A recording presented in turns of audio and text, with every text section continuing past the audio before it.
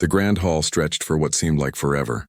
Massive pillars of black stone reached toward a ceiling that glowed with artificial stars. This was the heart of the Galactic Empire, the Supreme Council chamber on Valorian Prime.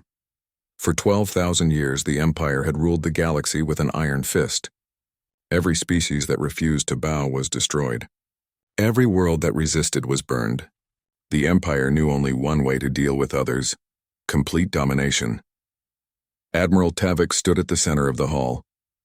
He was a tall creature, his scaled skin reflecting the dim light. His 4 eyes scanned the council members who sat in elevated seats around him. Tavik had served the Empire for 60 cycles. He had conquered 17 worlds. He had never known defeat. Today, he brought news of a new world to conquer, a primitive world called Earth. "The humans are nothing," Tavik said, his voice echoing through the chamber. "We have watched them for 50 cycles. They fight among themselves. They destroy their own forests. They poison their own air. They have barely left their moon. They are weak, divided, and unworthy of our concern." A hologram appeared above the floor. It showed a blue and green planet spinning slowly. Earth looked peaceful from space. Beautiful even. But the data streaming beside it told a different story. Nuclear weapons, chemical warfare, constant conflicts between different groups of humans. The Empire's observers had cataloged it all. "Then why bring this to our attention?" asked Counselor Drenna. She was old, even by Valorian standards. Her voice was quiet, but everyone listened when she spoke. "If they are so primitive, why discuss them at all?" Tavik's expression changed slightly. It was the closest thing his species had to showing discomfort. "There was an incident. We sent 12 unmanned probes to their outer solar system. Standard procedure before first contact. We wanted to study their asteroid mining operations." "And?" Drenna leaned forward. All 12 probes went silent at the same moment. No warning. No distress signals. Just gone. Tavik pulled up another display. Before they disappeared, the last probe detected unusual energy signatures. Something we have not seen before. The council chamber filled with murmurs. Several council members shifted in their seats. Supreme Overlord Karveth, who had been silent until now, raised one massive hand. The room fell silent instantly. "You are telling us that primitive humans destroyed 12 of our probes?" Karveth's voice was deep and threatening. "How is that possible?" "It may have been a technical malfunction," Tavik said quickly. "Our probes are old. The outer rim sectors use equipment from 300 cycles ago. It could be coincidence." Drenna shook her head slowly. 12 probes, all at once, in different locations. "That is not coincidence, Admiral. What are you suggesting?" Karveth's eyes fixed on the old counselor. "I suggest caution," Drenna said carefully. "Perhaps we should send observers first.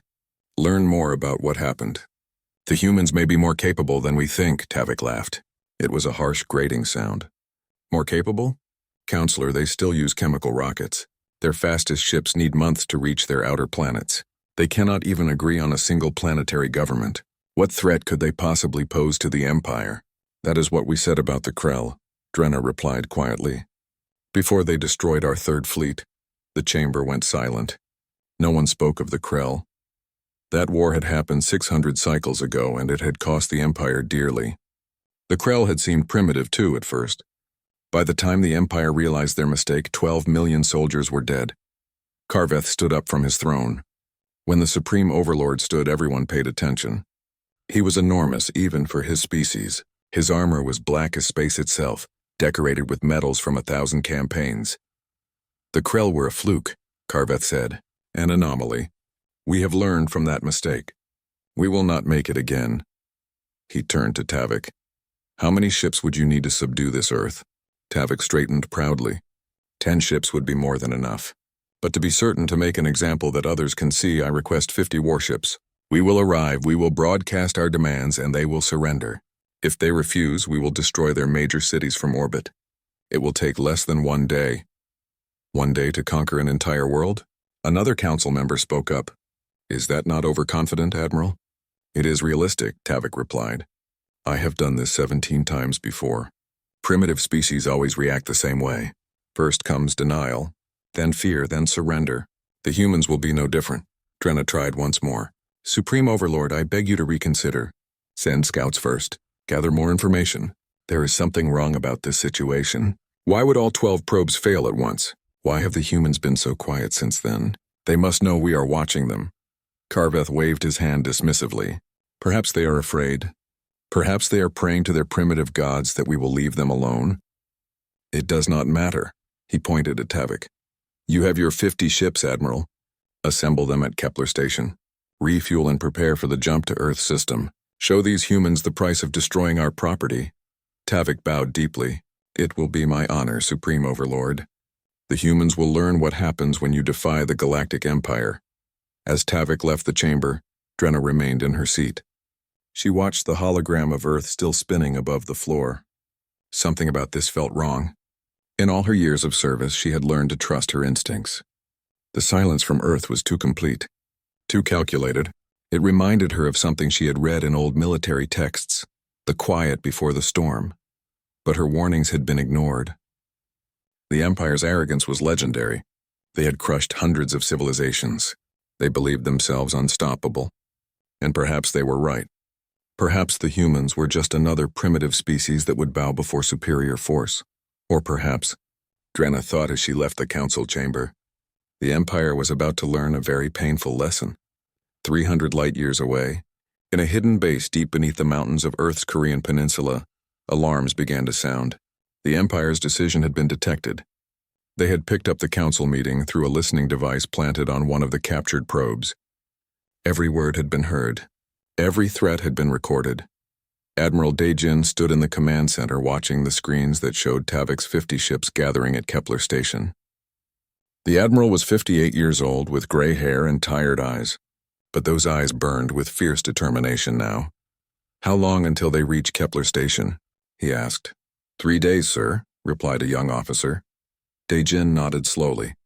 Then we have 3 days to get into position. Contact the fleet. All ships are to proceed to the rally point immediately. Tell them we are moving to Condition 1. This is not a drill. Sir, what about the plan to defend Earth's orbit? The Admiral smiled grimly. Change of plans. We are not waiting for them to come to us. We are going to hit them at Kepler Station. We will show the Empire what happens when they threaten Earth. 73 years of preparation. 73 years of building ships in secret. 73 years of studying the enemy and learning their weaknesses. All of it had been leading to this moment. Humanity was done hiding. The Empire was about to discover that the humans they dismissed as primitive had teeth, sharp teeth. The elevator descended for nearly 2 minutes, down through solid rock, through layers of concrete and steel, into the heart of a mountain that officially did not exist on any map. This was Command Station Alpha, the nerve center of Earth's unified defense network. Only a handful of people in the world knew it existed. Captain Nari stepped out of the elevator and into chaos. Officers rushed past her carrying data pads. Screens covered every wall, showing star charts, ship positions, and weapon readouts. Everyone moved with purpose. Everyone knew what was coming. At 32 years old, Nari was the youngest ship captain in the fleet. She commanded the UES Indomitable, humanity's most advanced warship. Some people whispered that she got the position because of her family connections. Those people had never seen her in combat simulations. Nari had earned her position through skill, determination, and a tactical mind that impressed even the oldest admirals. Captain Nari, Admiral Daejin wants to see you immediately, a young officer said, saluting sharply. She found the admiral in the main operations room. He stood before a massive display showing the Kepler station system. Red dots marked the Empire's ships gathering there. Blue dots showed humanity's fleet moving into position. There were far more blue dots than red ones.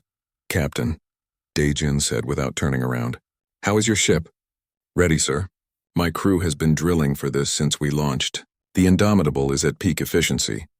Nari stood at attention. Sir, is it true? Are we really going to attack them at Kepler Station? We are. Daejin finally turned to face her. His expression was serious. We have one chance to show the Empire that Earth is not an easy target. If we wait for them to come here, they will discover our colonies on Mars and the moons of Jupiter. They will learn our true strength. Then they will come back with a larger fleet. So we hit them first, Nari said, understanding the strategy. Make them afraid of us. Exactly. But there is more to it than that. Daejin activated another screen. We have been studying the Empire for 73 years. Ever since that crashed ship landed in the Pacific Ocean.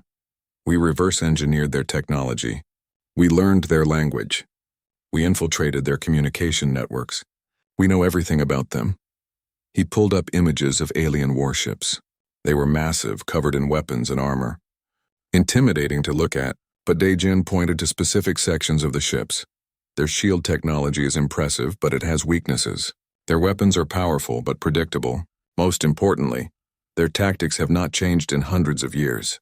They rely on overwhelming force and superior numbers. They have forgotten how to innovate.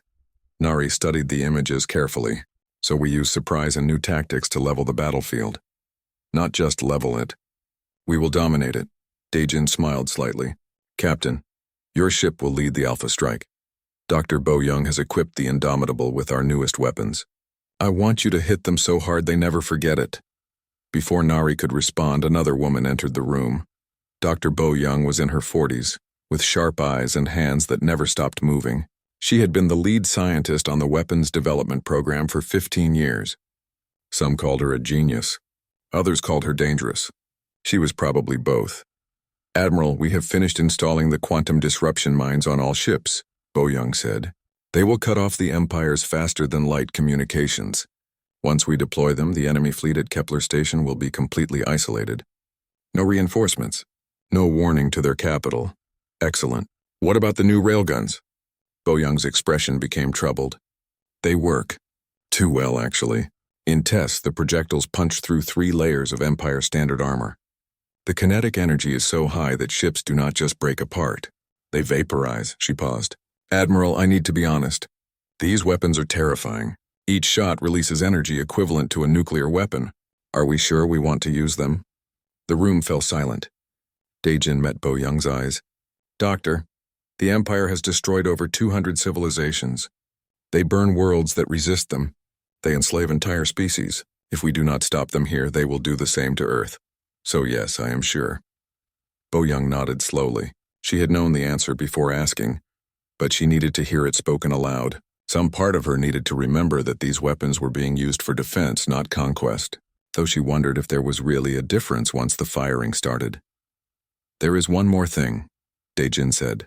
He activated a file marked with the highest security classification. Lieutenant Heywan, please come in. A young woman entered the room. She could not have been more than 25 years old, with a fighter pilot's confident walk and quick eyes that took in everything. Lieutenant Heywan saluted crisply. Lieutenant, tell Captain Nari what you discovered, Dejin ordered. Heywan pulled up a recording on the main screen. It showed space from the cockpit of a fighter. 12 objects appeared in the distance. The Empire's probes. I was on routine patrol in the outer system when I detected these, Heywan explained. They were scanning everything. Our mining stations. Our hidden shipyards. If even one of them had transmitted what they found, the Empire would have known our true capabilities. So I destroyed all 12 before they could send any messages back. Nari watched the recording in amazement. One fighter against 12 targets scattered across millions of kilometers of space. Heywan had hunted them down one by one in complete silence. It must have taken incredible skill. That is why the Empire thinks we are primitive, Dejin said. Their last look at us was 50 years ago. They have no idea we have been preparing for this. They have no idea what we have built. He turned to face all 3 women. 73 years ago, our grandparents made a choice. They could have announced to the galaxy that Earth exists. They could have tried to join the Empire peacefully. But they knew what the Empire does to species it considers weak. So instead, they chose to hide, to watch, to learn, and to build the weapons and ships we would need to defend ourselves. Dejin gestured to the fleet display. 200 warships. Everyone built in secret. Everyone more advanced than anything the Empire has. We have quantum computers controlling our weapons. We have artificial intelligence running our tactics. We have material science that makes our armor lighter and stronger than theirs. Most importantly, we have something the Empire lost a long time ago. What is that, sir? Asked Heywan. The ability to adapt, to innovate, to think differently. Dejin smiled. Humanity has been fighting wars for our entire history. We know conflict in ways the Empire has forgotten. They fight the same way they did 1,000 years ago, but we studied every war we ever fought and learned from all of them. Naval warfare, Aerial combat, guerrilla tactics, psychological operations. We are going to use all of it against them. Nari felt excitement building in her chest. She had trained for this her entire adult life. When do we leave, sir?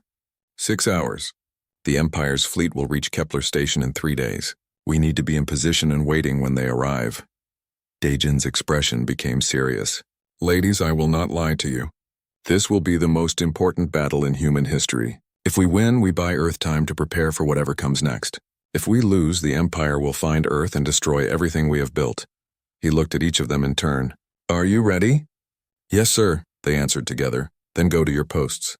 Brief your crews. Tell them that all of human history has been leading to this moment. Tell them that we fight not just for ourselves, but for every species the Empire has conquered. Tell them that today humanity stops hiding. As the 3 women left the operations room, Bo Young paused at the door. Admiral, do you really think we can win? Dejin looked at the fleet display one more time. 200 blue dots preparing to face 50 red ones. On paper, it looked like an easy victory. But wars were not won on paper. They were won by courage, skill, and sacrifice. I think, he said quietly, that the Empire is about to learn why you should never underestimate humanity. Kepler Station hung in the darkness like a small moon. The massive military outpost had serviced Empire fleets for 300 years. Its docking bays could hold 200 ships. Its fuel reserves could power 1,000 campaigns.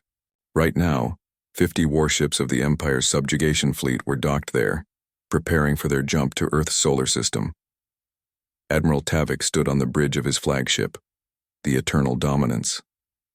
Through the viewport, he could see the other ships of his fleet. Each one was 5 times larger than the biggest human vessel they had observed. Each one carried enough firepower to level a city. Tavik felt confident.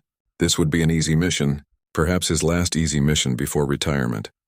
Admiral, all ships report ready, his second-in-command announced. Kepler Station has finished refueling operations. We can depart for the human system at your command. Excellent. We will rest here for 6 hours, then make the jump. I want the crew fresh when we arrive. The humans may try to resist, and I prefer to crush resistance quickly. Tavik turned away from the viewport. Have the weapon crews run one final drill. I want no mistakes. What Tavik did not know was that 200 human warships had been waiting in the shadow of the system's gas giant for 2 days. Their stealth systems, reverse-engineered from captured Empire technology and improved with human innovation, made them invisible to the station's sensors. They waited in complete silence. No active scans. No communication between ships. Just cold, patient waiting. On the bridge of the UES Indomitable, Captain Nari watched the countdown timer. 3 hours until the attack began. Her crew was at battle stations. Every weapon was loaded. Every system was ready. She walked between the stations, checking on her officers. Some were nervous. Most were focused. All of them knew this moment would define their lives.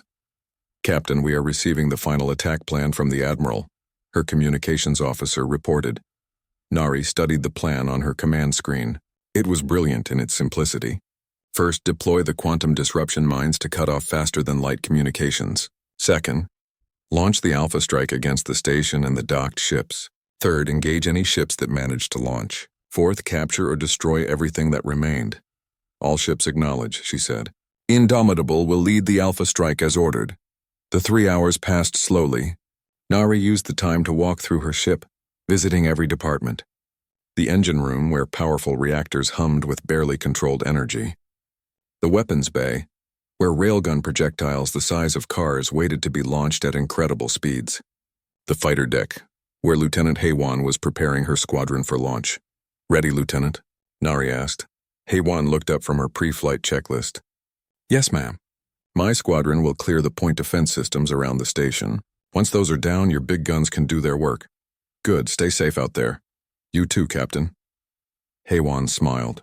Let us show the Empire what human fighter pilots can do. Back on the bridge, the countdown reached its final minute. Nari settled into her command chair. Around her, the bridge crew worked in focused silence. On the main screen, she could see tactical displays of the entire human fleet. 200 ships all waiting for the signal. 10 seconds, announced her tactical officer. Nari took a deep breath. All weapons, prepare to fire on my mark. 5 seconds, 4, 3, 2, 1, mark. The first phase was invisible. Hundreds of small devices, the quantum disruption mines, activated throughout the system. They created interference patterns that made faster-than-light communication impossible. The Empire's ships in station were suddenly cut off from the rest of the galaxy.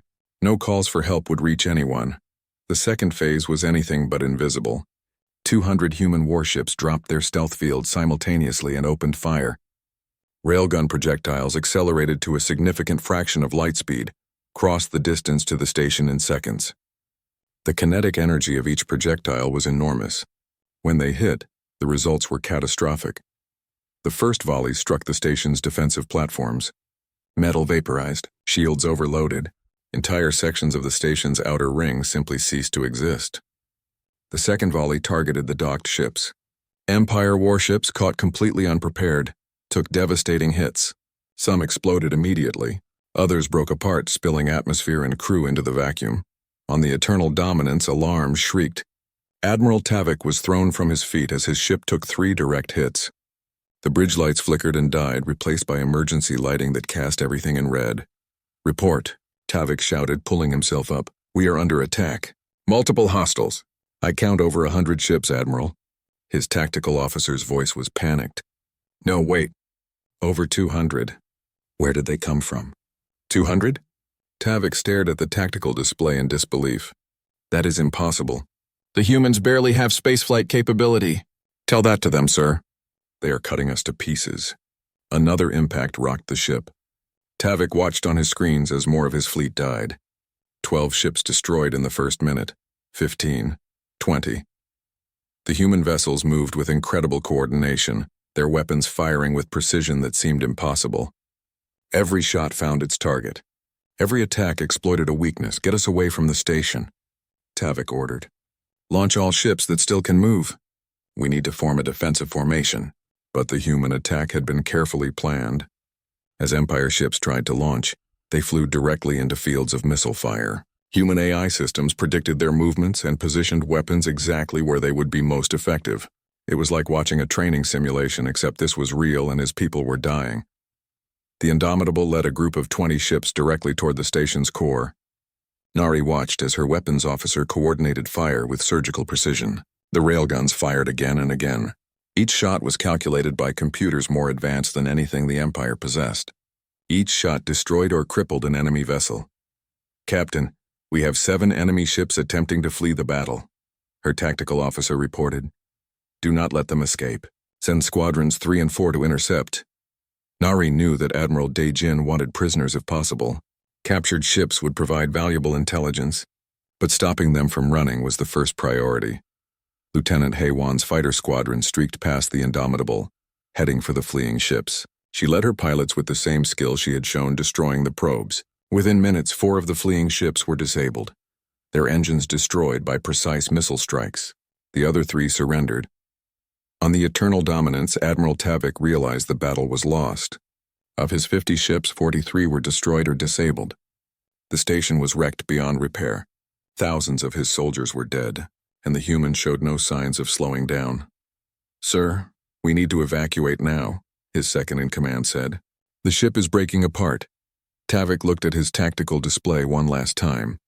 The human ships surrounded his fleet like predators around wounded prey. He had underestimated them. The Empire had underestimated them.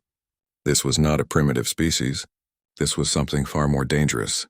"Send a message to Valorian Prime," Tavik ordered. "Tell them the humans are not what we thought. Tell them we need the entire Grand Armada. Tell them that Earth represents an existential threat to the Empire." "Sir, our communications are being jammed. We cannot send anything." Tavik's blood ran cold. The humans had thought of everything. They had trapped his fleet, destroyed it, and ensured no warning could be sent. This was not just a military defeat. This was a massacre.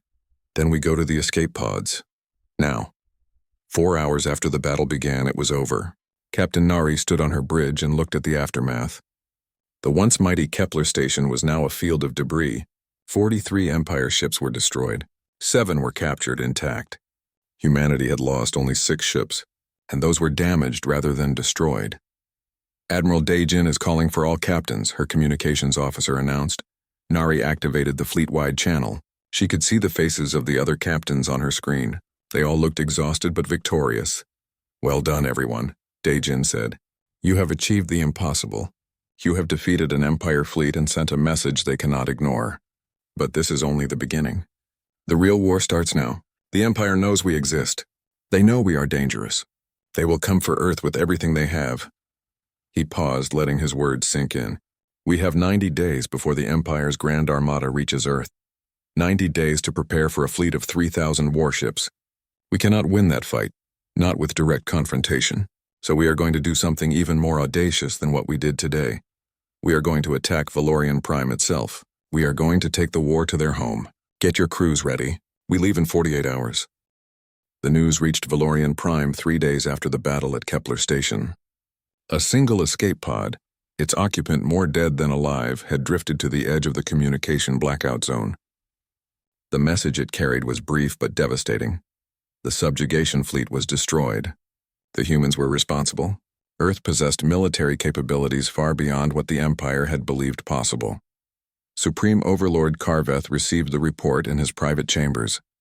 He read it 3 times, certain there must be an error.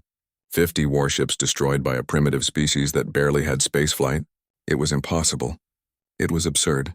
Yet the tactical data included with the message showed the truth in horrifying detail. He summoned the Supreme Council immediately. Within an hour, every council member stood in the Grand Chamber. The mood was tense. Many had heard rumors of what happened. Now they would learn the truth. Carveth played the tactical recording for everyone to see. They watched in silence as human ships appeared from nowhere. They watched as weapons unlike anything in the Empire's arsenal tore through shields and armor. They watched as the pride of the Empire died in less than 4 hours. When the recording ended, the chamber remained silent. Several council members looked pale. Others were clearly angry. All of them were afraid, though none would admit it. This is a disaster, one council member finally said. How did we not know about this? Where did they get such technology? Councillor Drenna stepped forward. She had aged 10 years in the last 3 days. I warned you this might happen. I told you the silence from Earth was suspicious, but no one listened. Your warnings change nothing now, Carveth said coldly. What matters is our response. We cannot allow this insult to stand. Every species in the galaxy is watching. If we show weakness, they will all rebel. Then what do you propose, Supreme Overlord? Asked another council member. Carveth's expression was grim. We mobilize the Grand Armada. 3,000 warships. We will not make the mistake of underestimating the humans again. We will bring such overwhelming force that resistance becomes impossible. And when we arrive at Earth, we will not offer terms. We will not accept surrender. We will eradicate them completely. Drenna took a step forward. Supreme Overlord, please reconsider.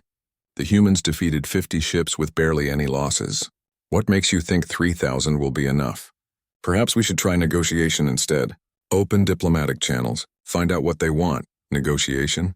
Carveth's voice rose in anger. You want me to negotiate with primitives who destroyed an entire fleet? You want me to show the galaxy that the Empire can be challenged without consequences? No. The only message we will send is written in fire and blood. Earth will burn. But the tactical data shows technology we do not understand. Drenna pressed on. Their weapons, their tactics, their coordination. It is all different from anything we have seen. If we attack blindly, we may face the same fate as Admiral Tavik's fleet. Carveth slammed his fist on the armrest of his throne. Enough, I have made my decision. The Grand Armada will depart in 7 days. It will include the Planet Breaker, our most powerful weapon. If the humans want war, we will give them war unlike anything their primitive minds can imagine. The council members bowed and left to carry out their orders. Only Drenna remained behind. She approached the throne carefully. Supreme Overlord, I have served the Empire for 90 cycles. I have seen many wars. This feels different. The humans are not like other species we have conquered. Carveth looked at her with cold eyes. Then perhaps it is time for you to retire, Counselor. Your caution has turned to cowardice. The Empire does not negotiate. The Empire does not retreat. The Empire conquers. That is what we have done for 12,000 years, and that is what we will continue to do. Drenna bowed her head. As you wish, Supreme Overlord. She turned to leave but paused at the door. I only hope Valorian Prime is still standing when this is over. Far away from Valorian Prime, in the wreckage of Kepler Station, Dr. Bo Young supervised salvage operations. Human crews were going through the captured Empire ships, removing every piece of technology they could find. Computer systems, weapon designs, navigation data, all of it would be studied and analyzed. She stood in the command center of one captured warship, watching as her team downloaded files from the main computer. One of her assistants called out excitedly, "Doctor, you need to see this. We found the Empire's military database. It has everything. Fleet positions, ship designs, communication protocols, even the location of Valorian Prime." Bo-young studied the data carefully. The coordinates for the Empire's capital were right there, along with details about its defenses. 500 warships protected the home system. Orbital defense platforms surrounded the planet. But something about the defense layout seemed familiar. The Empire used the same defensive strategy everywhere. They had not updated their tactics in centuries. "Copy everything," she ordered. "Send it to Admiral Daejin immediately. And find me any information about something called the Grand Armada." An hour later they found it. The Grand Armada was the Empire's ultimate weapon. 3,000 ships, including several massive vessels called planet breakers. The database included detailed specifications. Bo-young read them with growing concern. The planet breakers used gravitational weapons to literally tear planets apart. Even with all of Earth's technology, defending against such weapons would be nearly impossible. She opened a secure channel to Earth. Admiral Daejin's face appeared on her screen. "Doctor, I was about to call you. What have you found?" "Both good news and bad news, Admiral. The good news is we have complete information about the Empire's defenses, including Valorian Prime. The bad news is the Empire is sending its Grand Armada to Earth. 3,000 ships, and they have weapons that can destroy planets." Daejin was quiet for a moment. "How long until they arrive?" "According to their projected timeline, 90 days. Maybe less if they push their engines. Then we do not have time to waste. Send me all the data on Valorian Prime's defenses. I am proceeding with the plan to attack their capital." Bo-young felt her stomach tighten. "Admiral, are you sure? Even if we succeed, we will be attacking their homeworld. The Empire will never forgive that. They will hunt humanity forever." "They are already coming to destroy Earth," Daejin replied. "Our only chance is to force them to recall the Grand Armada to defend their own capital. We hit them where it hurts most. We show them that Earth can strike anywhere, anytime. Fear is our greatest weapon now." "But the cost," Bo-young said quietly. "How many will die in this attack?" "I do not know. But I know how many will die if the Grand Armada reaches Earth. 8 billion humans. Every man, woman, and child on our planet. So we do what we must to prevent that, no matter the cost." Daejin's expression softened slightly. "Doctor, I know you struggle with what your weapons do. I know you question whether we are doing the right thing. But remember why we fight. We fight for survival. We fight so our children have a future." Bo-young nodded slowly. "I will send you the data. And Admiral, please be careful. We may be winning battles, but this war is far from over." Back on Valorian Prime, Counselor Drenna sat in her private quarters. She had just received a classified report from the Empire's intelligence division. They had been monitoring communications across the galaxy, looking for reactions to the battle at Kepler Station. What they found was troubling. Dozens of conquered species were whispering about the human victory. Some called it hope. Others called it inspiration. A few brave groups were already planning rebellions, thinking that if humans could defeat the Empire, perhaps they could too. Drenna realized that the real danger was not just military. It was psychological. For 12,000 years, the Empire had maintained control through fear and the belief that resistance was impossible. The humans had shattered that belief in 4 hours. Even if the Grand Armada destroyed Earth, the damage was done. The Empire would face rebellions for generations. She began writing a secret message to the other moderate council members. If Carveth would not listen to reason, perhaps together they could force him to see sense. The Empire needed to adapt or it would fall. But she knew convincing him would be nearly impossible. Pride and arrogance had blinded the Supreme Overlord. He could not see that the galaxy was changing. As she finished her message, an aide burst into her quarters. "Counselor, we are receiving reports of unknown ships moving through Empire space. They match the signatures from the human vessels at Kepler Station." Drenna felt ice in her veins. "Where are they heading?" The aide's voice shook. "Their course suggests they are heading toward Valorian Prime." Drenna closed her eyes. The humans were not waiting for the Grand Armada to attack Earth. They were bringing the war here to the heart of the Empire. Carveth had made a terrible mistake. He had assumed the humans would be defensive and afraid. Instead, they were aggressive and bold. and now Valorian Prime itself was in danger. The human fleet emerged from faster-than-light travel at the edge of the Valorian system. 200 warships battle-tested and ready. Before them lay the jewel of the Galactic Empire, a planet that had never known the fear of invasion. Until now. Admiral Dae-Jin stood on the bridge of his flagship studying the tactical displays. Valorian Prime was heavily defended, just as the captured data had shown. 500 warships patrolled the system. Dozens of orbital defense platforms surrounded the planet. Sensor arrays watched every approach vector. But Dae-Jin had spent 60 days planning this attack. He knew exactly where the weaknesses were. "All ships report ready, Admiral," his communications officer announced. "Good. Begin Phase 1. Deploy the quantum disruption mines across the system. I want their communications cut before they realize we are here." Dae-Jin turned to his tactical officer. "How long until the defense fleet detects us?" 3 minutes, sir. Their sensor arrays are slower than ours, but this close to their home planet they will find us soon. 3 minutes is all we need. Dae-Jin opened the fleet-wide channel. "All ships, this is Admiral Dae-Jin. Today we do something no species has done in 12,000 years. We attack the Empire at its heart. We show them that Earth will not bow. We show them that humanity fights back. For Earth, for freedom, for our future. All ships engage." The human fleet split into attack groups, each targeting a different section of the defensive network. Captain Nari led the first group directly toward the orbital platforms. Her ship, the Indomitable, had proven itself at Kepler Station. Now it would prove itself again. "All weapons fire at will," Nari ordered. The Indomitable's railguns spoke first. Projectiles moving at incredible speeds crossed the distance to the nearest platform in seconds. The platform's shields held for exactly 2 shots. The third shot punched through and detonated the platform's power core. It exploded in a brilliant flash of light. Around Nari's ship, the other human vessels engaged their targets. The Empire's defenders scrambled to respond, but they were too slow. The humans had studied their tactics for decades. Every defensive position had been mapped. Every weakness had been identified. The attack was surgical and devastating. On Valorian Prime, alarms shrieked across the capital city. Supreme Overlord Karveth was in the war room when the first reports came in. He watched the tactical displays in disbelief as platform after platform went dark. "How many ships?" he demanded. 200, Supreme Overlord.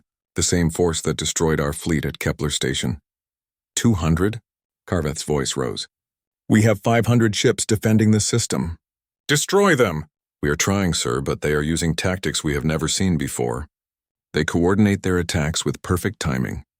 Their weapons bypass our shields, and our communications are being jammed. We cannot call for reinforcements." Counselor Drenna entered the war room, her expression grim. "I warned you this would happen.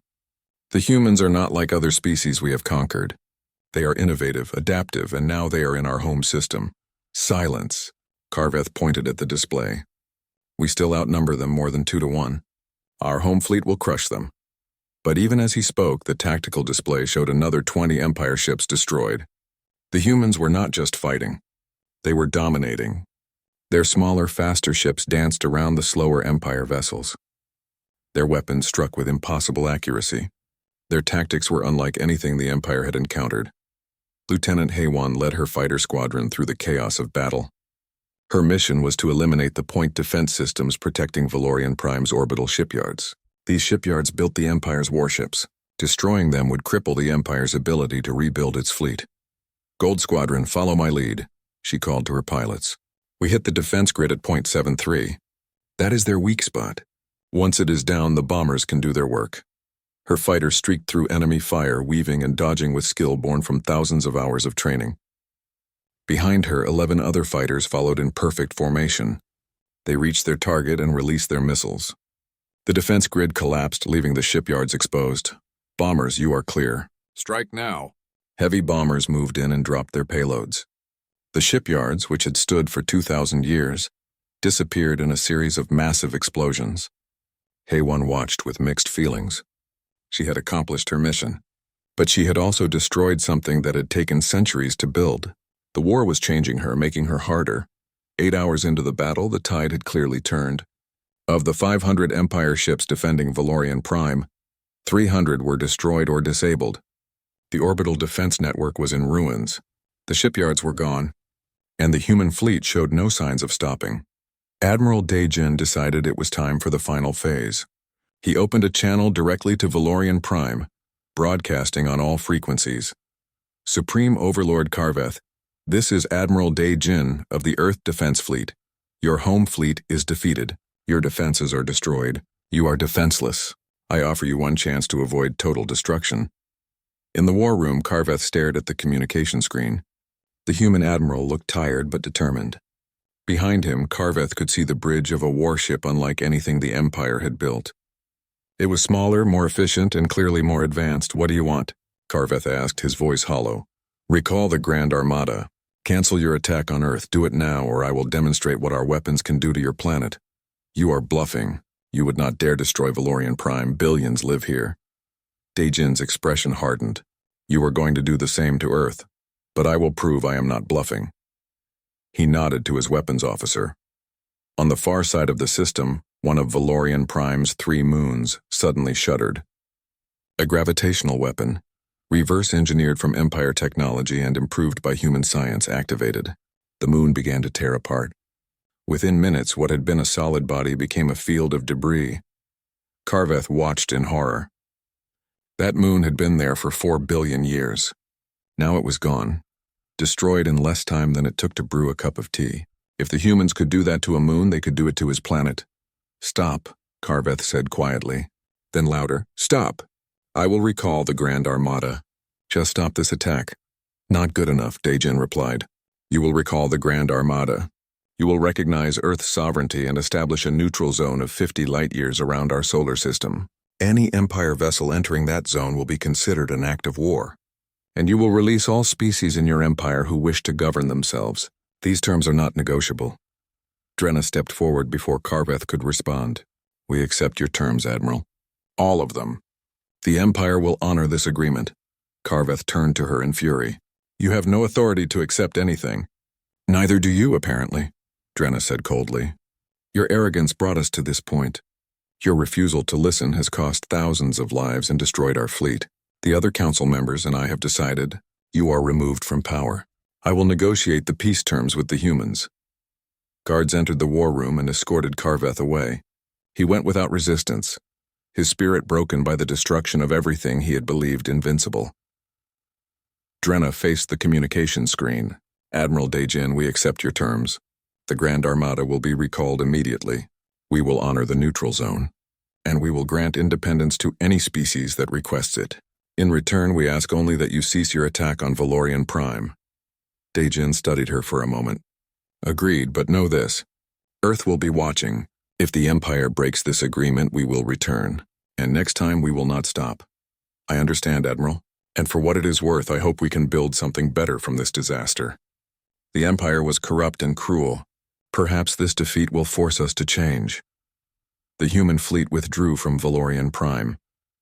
As they prepared to jump back to Earth, Captain Nari stood on the bridge of the Indomitable and looked at the planet below. It still stood, though scarred by battle. Billions of people down there would live to see tomorrow because Admiral Daejin had shown restraint. Captain, we have casualties reports from all ships, her medical officer said quietly. 2,000 crew members lost in the campaign. Another 3,000 wounded. Nari closed her eyes. Victory had a cost. It always did. Those 5,000 people had families waiting for them. They had dreams and hopes. Now they were gone, sacrificed for Earth's survival. The fleet returned to Earth 3 weeks later. They were greeted as heroes, though none of them felt like heroes. Dr. Bo Young watched her weapons being decommissioned and felt relief mixed with guilt. Lieutenant Haywan received medals and promotions, but could not forget the faces of enemy pilots she had killed. Admiral Daejin addressed the survivors in a ceremony at Command Station Alpha. We did what we had to do. We protected our home. We secured our future, but we must never forget the cost. War is not glorious. It is necessary sometimes, but it is never good. We fought so that future generations would not have to fight. We bled so that our children could live in peace. 6 months after the Battle of Valorian Prime, representatives from dozens of formerly conquered species arrived at Earth. They wanted to establish diplomatic relations with the civilization that had defeated the Empire.